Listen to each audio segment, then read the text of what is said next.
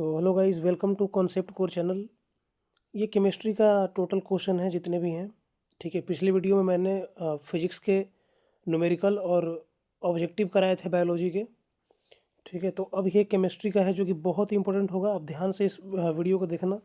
चलिए, पहला क्वेश्चन है लेड नाइट्रेट को जो लेड नाइट्रेट चूर्ण होता है उसको परख नली में गर्म करें तो भूरे रंग का जो धुआं उससे निकलता है। ठीक है, भूरे रंग का धुआं वह किसका होता है ये बताना है हमें।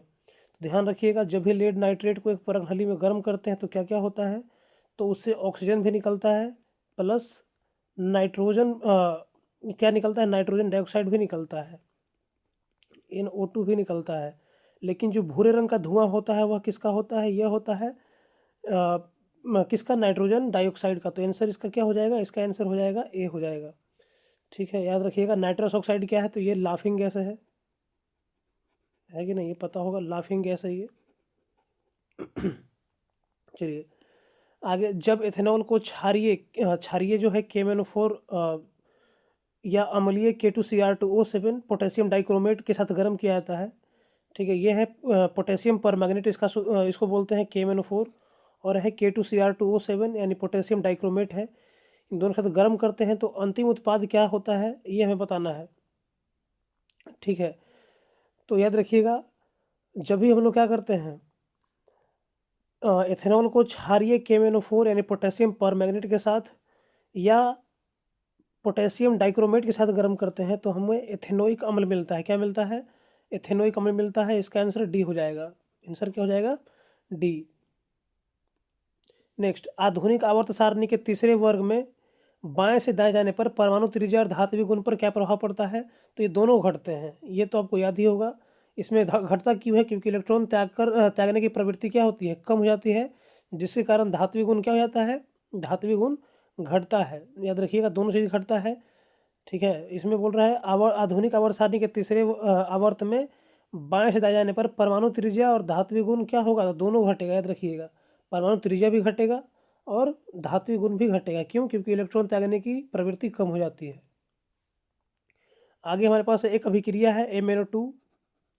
ठीक है, MnO2 को किससे भी क्रिया करा रहा है, 4HCl यानी HCl से हाइड्रोक्लोरिक अम्ल से अभिक्रिया कराया जा रहा है।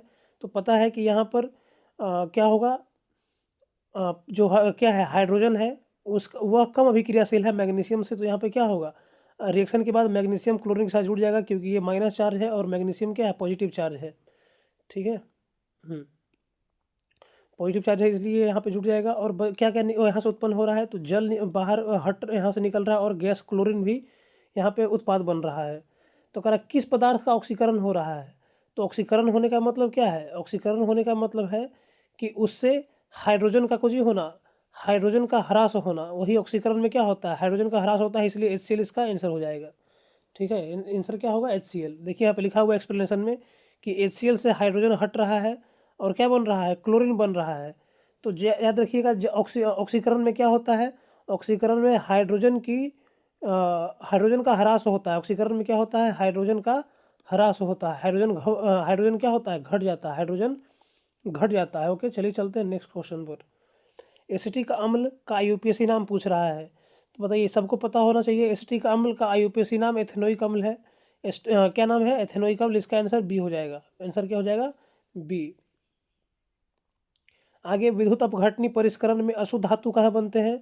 तो जब भी विद्युत अपघटन करते हैं, मान लीजिए हमने लिया एक यहाँ पर एक बर्तन लिया जिसके अंदर सपोज यहाँ पे भरा हुआ है, इसके अंदर विलयन, और इसमें हमने एक है, ये है हमारे पास एक एनोड है और एक कैथोड। यहाँ पे सही से फिगर नहीं बन पा रहा है, ये एनोड हो गया तो, और ये हो गया कैथोड। ठीक है, तो एनोड पर क्या बनेगा, एनोड पर बनेगा अशुद्ध धातु और कैथोड पर क्या होता है, शुद्ध धातु जाके जमा होता है। ठीक है, इसका आंसर हो जाएगा सी, एनोड। देखिए लिखा हुआ है, विद्युत अपघटनी परिष्करण में अशुद्ध धातु का एनोड बनाया जाता है और शुद्ध धातु की पतली पट्टी को कैथोड बनाया जाता है। याद रखिएगा।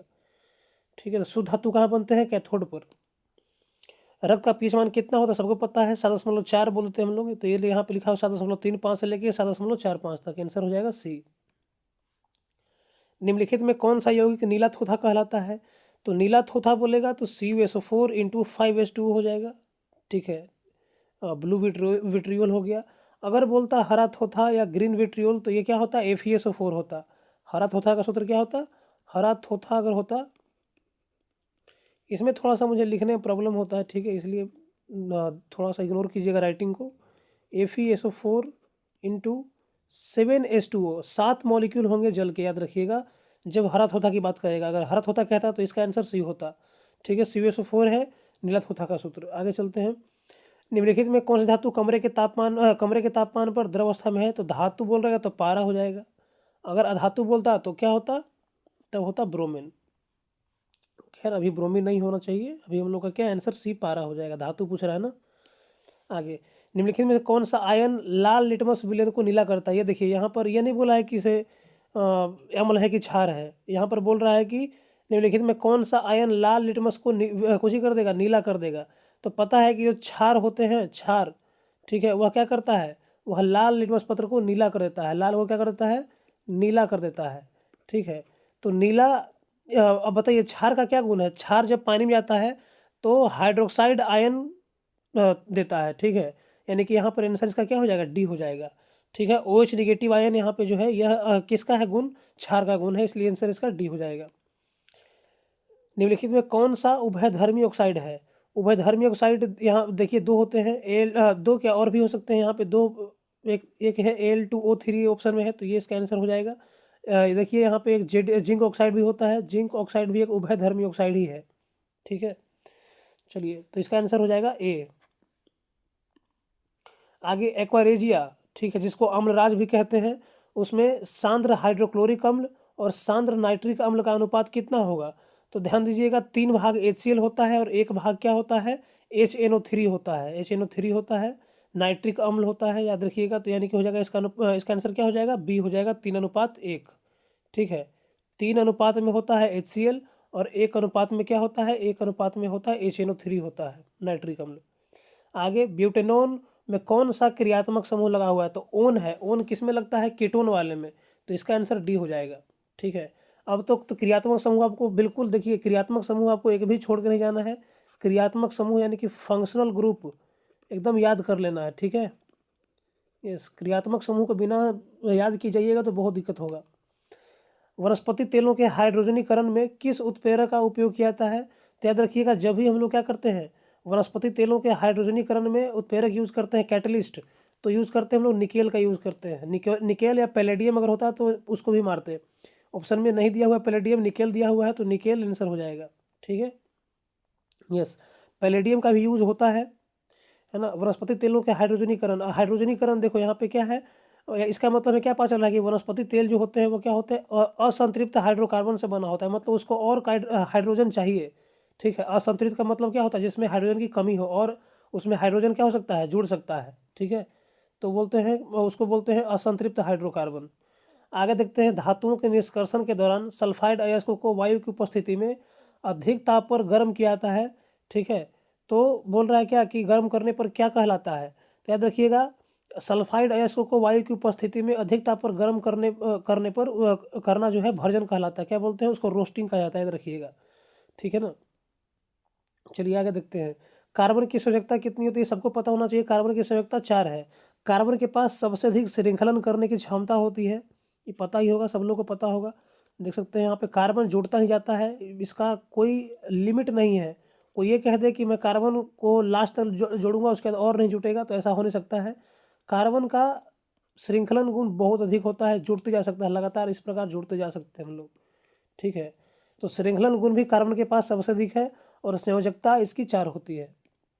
आगे, चिप्स की थैली में उपचयन को रोकने के लिए कौन सी गैस भरी होती है? उपचयन यानी कि ऑक्सीकरण, ठीक है। ऑक्सीकरण में क्या होता है, ऑक्सीकरण में जो होता है हाइड्रोजन का ह्रास होता है और ऑक्सीजन की वृद्धि होती है उपचयन में। और रेडॉक्स अभिक्रिया किसे कहते हैं, पता है ना, रेडॉक्स अभिक्रिया।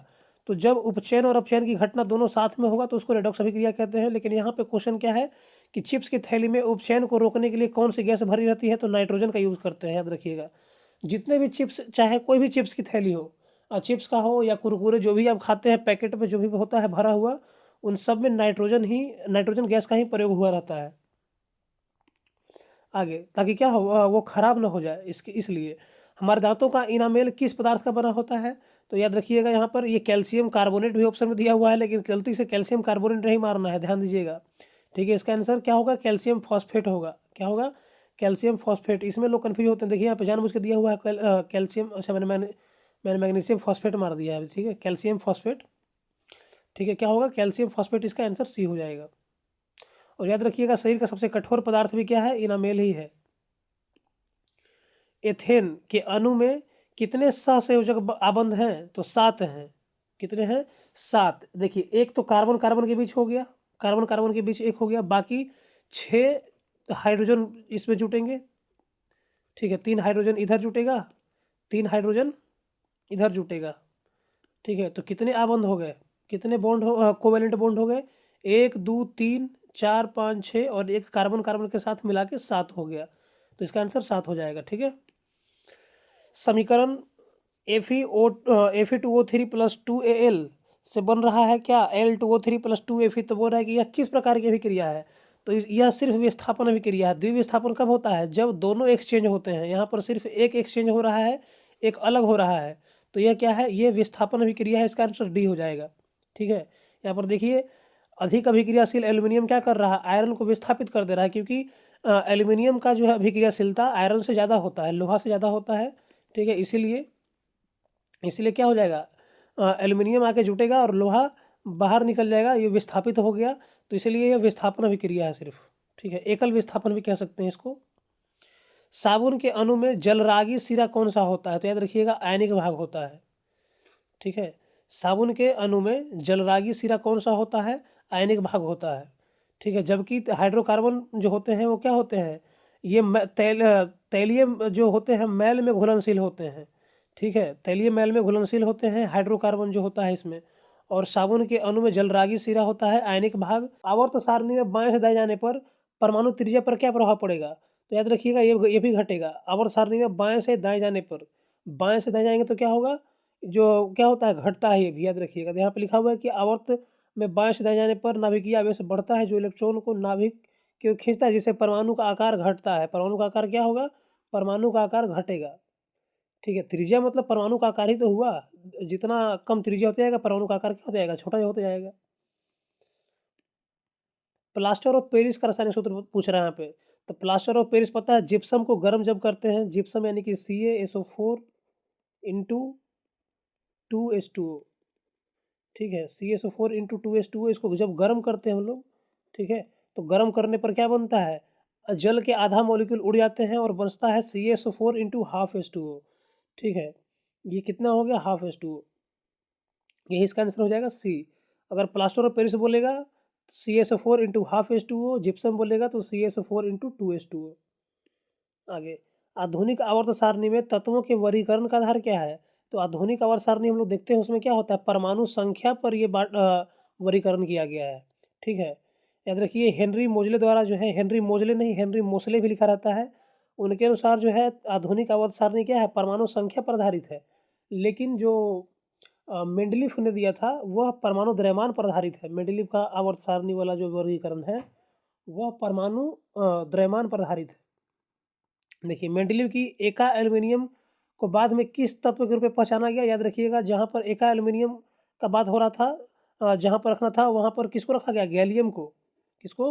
गैलियम को। तो मेंडलीव द्वारा भविष्यवाणी किया गया एका एल्यूमिनियम बाद में खोजे गए तत्व गैलियम के समान पाया गया। याद रखिएगा। निम्नलिखित में कौन सा लवण अम्लीय प्रकृति का है? बताइए। तो सब अम्लीय प्रकृति का कौन सा यहाँ पे है? जो NH4Cl है, NH4Cl वह क्या है? लवण जो कि है अम्लीय प्रकृति से। देखिए, अम्लीय प्रकृति का कब होता है? जब कोई लवण प्रबल अम्ल प्लस दुर्बल क्षार से अभिक्रिया करके लवण बनता है, तो उसकी जो प्रकृति होती है वह कैसा होगा? वह अम्लीय होगा। और अगर दुर्बल अम्ल होगा और प्रबल क्षार होगा तो उसकी प्रकृति जो होगा उस लवणीय सूत्र का उसका क्या होगा? उसका प्रकृति फिर क्षारीय हो जाएगा। चलिए, 443 केल्विन तापमान पर H2SO4 यानी कि सल्फ्यूरिक अम्ल के साथ एथेनॉल को गर्म करने पर, ठीक है, गर्म करने पर क्या बनता है ये बताना है हमें। तो ये जो होता है एथीन बनता है। क्या बनता है? एथीन। याद रखिएगा, जब 443 केल्विन तापमान पर सल्फ्यूरिक अम्ल यानी H2SO4 को गर्म करेंगे इथेनॉल के साथ तो क्या बनेगा, एथीन बनेगा। कौन सी धातु ठंडे गर्म जल से ठंडे जल कौन सी धातु ठंडे या गर्म जल से नहीं परंतु भाप से भी क्रिया करते, लोहा करता है, याद रखिएगा क्या करता है, लोहा। लोहा ना तो ठंडे जल से और ना ही गर्म जल से भी क्रिया करती है परंतु भाप से भी क्रिया कर लेती है, ठीक है, वाष्प से। समीकरण हमारे पास है मैग्नीशियम ऑक्साइड प्लस हाइड्रोक्लोरिक अम्ल, इसे क्या बनेगा पता है यहाँ पे कि हाइड्रोजन क्या होगा, हट जाएगा यहाँ से क्योंकि ज़्यादा अभिक्रियाशील है मैग्नीशियम हाइड्रोजन से। तो यहाँ पर बोल रहा है किसका उपचयन हो रहा है, ये लगता है क्वेश्चन हमने फिर से कर लिया, ये HCl इसका आंसर हो जाएगा। आंसर क्या हो जाएगा, HCl हो जाएगा, उपचयन इसी का तो हो रहा है। जब जिंक धातु सोडियम हाइड्रोक्साइड के साथ अभिक्रिया करती है तो क्या बनता है, याद रखिएगा जब जिंक धातु क्या करता है, सोडियम हाइड्रोक्साइड के साथ अभिक्रिया करता है तो यहाँ पर सोडियम जिंकेट बन जाएगा, क्या बनेगा, सोडियम जिंकेट बनेगा, सोडियम जिंकेट। यहाँ पर एक्सप्लेनेशन दिया हुआ देखिए, यहाँ पे सोडियम जिंकेट यह एक उभयधर्मी प्रकृति का उदाहरण, याद रखिएगा ये भी एक उभयधर्मी है, ठीक है।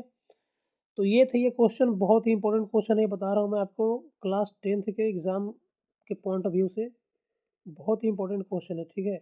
इसको बिल्कुल करके जाना है आपको। क्वेश्चन हमारा यहाँ पे ख़त्म होता है। अगर वीडियो अच्छा लगा हो तो वीडियो को लाइक कर दीजिएगा, चैनल को सब्सक्राइब भी कर लीजिएगा आगे की और वीडियोज़ के लिए।